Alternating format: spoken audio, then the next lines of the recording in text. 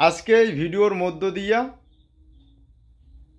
চিটিংবাজ রাজ্যসভার সাংসদ উপিন ঢোড়ার মাইয়ে ছাওয়া এবং তার ভাগিদাদিগুলোর উদ্দেশ্যে কোয়ানেকসং এই কুচবিহার ভূখণ্ড উপিন ঢোড়া যত সম্পত্তি করছে সব সম্পত্তি ভবিষ্যতে রাষ্ট্রীয় সম্পদ হিসাবে অধিগ্রহণ করা হইবে।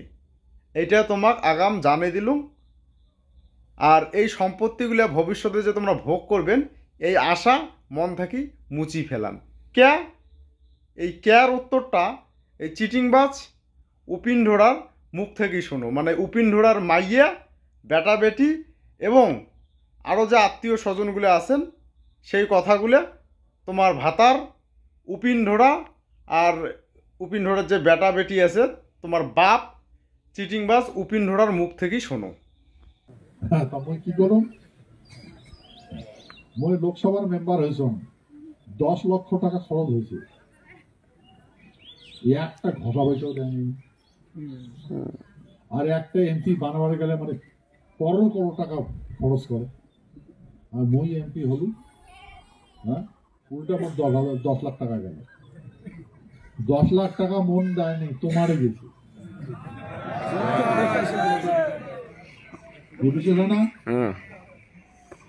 10 লক্ষ টাকা মন নয়, তোমার। হ্যাঁ, কেন না দেন? প্রণামী দেন নাই? দেন না দেন? যেমন তোমারে এই প্রণামী দিয়া এটা ইয়ে করলাম, এখন মুখ যেমন তোমারে এই প্রণামী দিয়া এটা ইয়ে করলাম, এখন মুখ রাজ্যসভার মেম্বার বানাইছে।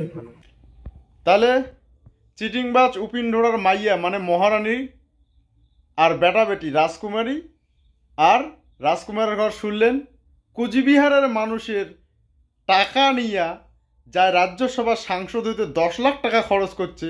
তার মানে এটা প্রমাণ হয়ে যায় ও আর বাড়ি গাড়ি সব কুচবিহারের মানুষের টাকা।